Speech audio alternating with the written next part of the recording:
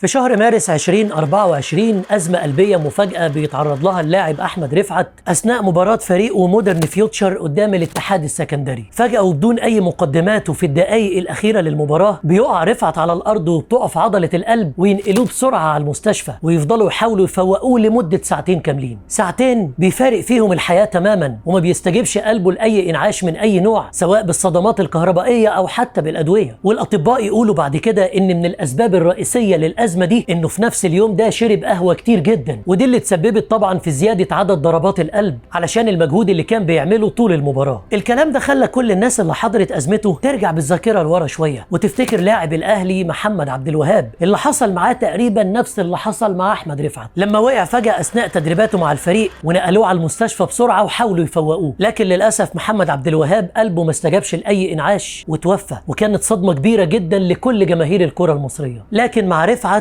المعجزة بتحصل ويستجيب القلب للإنعاش بعد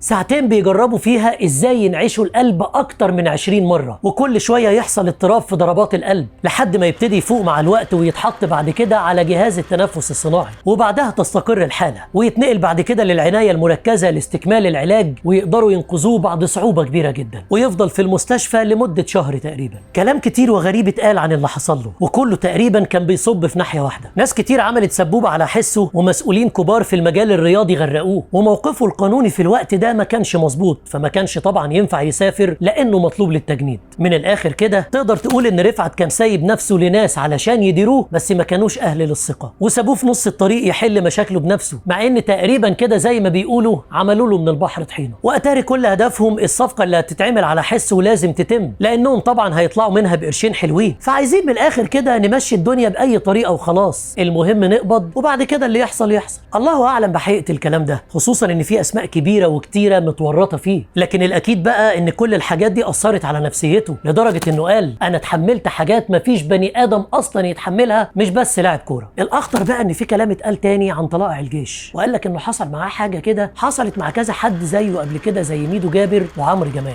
الكلام الاخطر والاكبر من كل ده ان نادي طلائع الجيش كان هو السبب الرئيسي في الازمه اللي اتعرض لها رفعت، بسبب ان رفعت كان موقفه القانوني مش مظبوط زي ما قلنا من شويه، واتعاملوا معاه على انه هربان من التجنيد. ومن الاخر كده انت ممكن جدا يا رفعت تمضي معانا وتبقى واحد من طلائع الجيش زي ما حصل قبل كده مع عمرو جمال وميدو جابر وغيرهم من اللعيبه الصغيرين. ولما رفعت رفض الموضوع استنوا لحد ما يرجع من السفر، وبما انه كده موقفه مش قانوني فاحنا ناخده نحبسه لمده 6 شهور ومحدش يعرف عنه حاجه. بعيدا عن كل اللي اتقال ده وسواء كان صح او غلط الله اعلم الحقيقه فين، لكن الازمه اللي اتعرض لها رفعت كانت كفيله تغير حياته 180 درجه وتغير طريقه تفكيره، وكانه مات ورجع من الموت تاني علشان يشوف الدنيا بشكل مختلف، وفضل مكمل في رحله علاجه مع الدكاتره لحد ما يعدي منها بسلام، وفي نفس الوقت يتابع كل الحالات في العالم اللي كانت شبه حالته، واللي كان من ضمنهم لاعب نادي توتنهام إريكسن اللي اتعرض لنفس ازمته بالظبط، لكن رجع تاني بعد ما عمل تدخل جراحي علشان ما تحصلوش ازمه زي دي تاني. ورفعت كان نفسه يعمل اي حاجه علشان يقدر يكمل مشواره، لان طموحه كبير وعنده خطط كتير وسنه لسه صغير، يخرج من المستشفى ويتعامل بشكل طبيعي جدا ويركز في مستقبله اكتر، بالرغم من ان الازمه كان ليها مضاعفات بتحصل له من وقت للتاني، وكان عايش معاها في صراع طول الوقت، لكن برضه ما كانش عايز حاجه توقفه، يكمل تدريبات ويتفرج على ماتشات والدكتور بتاعه يقول الحمد لله رفعت دلوقتي صحته بقت احسن ويقدر يمارس حياته بشكل طبيعي جدا. وبالنسبه كمان لجهاز صدمات القلب ما بقيناش خلاص محتاجينه لان ضربات القلب رجعت لوضعها الطبيعي. ويطلع كمان بعد كده في لقاء تلفزيوني يتكلم من قلبه عن ازمته الصحيه وقد ايه فرقت معاه وغيرت من حياته وطريقه تفكيره، وقد ايه كمان بسببها قرب من ربنا اكتر لدرجه انه كان بيتشاهد كل يوم. وبيقول كمان عن الفتره دي انه كان قاعد على السرير فتره طويله جدا ما بيتحركش وبينسى حاجات كتير بشكل غريب جدا، وبتظهر كمان علامات في جسمه مش فاهم ايه سببها، ومفيش على باله غير سؤال واحد بس، هو كل اللي بيحصل لي ده بيحصل لي ليه؟ ويوضح كمان في اللقاء ده حاجه مهمه جدا، ان الازمه اللي حصلت له دي مش مجرد تعب عادي، دي ضغوطات نفسيه بيتعرض لها بقاله كتير جدا من مسؤولين كبار في مجال كره القدم، والحاجات دي اثرت على نفسيته بشكل كبير جدا وما بقاش عارف يفكر ولا يتصرف ازاي. بس هو مرضاش يوضح اي تفاصيل عن الموضوع ده، وقال هيتكلم عن كل حاجه في الوقت المناسب. وبعد اللقاء ده بكام يوم يتابع مع اصحابه مباراه من بطوله اوروبا وهو مبسوط وفي احسن حالاته، ويرجع على البيت يقعد مع والدته وهو مبسوط جدا لانه بيستعد لخطوه جديده في مسيرته الرياضيه. لكن للاسف القدر ملوش كبير والموت ملوش عزيز، والمكتوب مكتوب. بعد ما ياكل الفاكهه اللي طلبها من والدته تدخل عليه بعد شويه تلاقيه مرمي على الكنبه وما بيتحركش، ويتنقل بسرعه على المستشفى في محاوله تانية لانعاش القلب تاخد لها حوالي ساعتين ويمكن اكتر، لكن برضه مفيش اي فايده، لحد ما يعلن النادي في بيان رسمي خبر وفاه اللاعب احمد رفعت بنفس الطريقه اللي حصلت له قبل كده، بس المره دي ما نفعش معاه اي انعاش والقلب وقف تماما والروح رجعت للي خلقها. بعد وفاته يكتب نادر شوقي وكيل اعماله تويته غريبه جدا بيقول فيها حقه جاي جاي، والمستشار مرتضى منصور كمان بيقول حقه مش هيضيع. يا ترى فعلا رفعت اتوفى نتيجه ازمه قلبيه او هبوط حاد في الدوره الدمويه زي ما بيحصل مع لعيبه كتير سواء داخل او خارج مصر، ولا فعلا اتعرض لضغط كبير من احد المسؤولين الكرويين الكبار والضغط بيولد الانفجار زي ما بيقولوا فده اثر على حالته النفسيه لحد ما صحته باظت، ولا ده قضاء وقدر وعمره انتهى لحد كده؟ في كل الاحوال احمد رفعت راح وكلماته الاخيره هي اللي باقيه. البني ادم لازم يبقى فاهم انه في لحظه واحده ممكن ما يبقاش موجود ومش هيتبقى لك غير عملك وازاي بتتعامل، فبلاش تكون شخص مؤذي. الازمه دي حصلت لي وانا بجري في الملعب، مش في حادثه ولا مشكله ولا خناقه، السيره هي اللي بتفضل واللي بتعمله في حياتك هو اللي هيبقى لك. على فكرة اللي حصل لرفعت مش حاجة أول مرة تحصل في الملاعب المصرية، اللاعب محمد عبد الوهاب وقع مرة بنفس الطريقة في مباراة من المباريات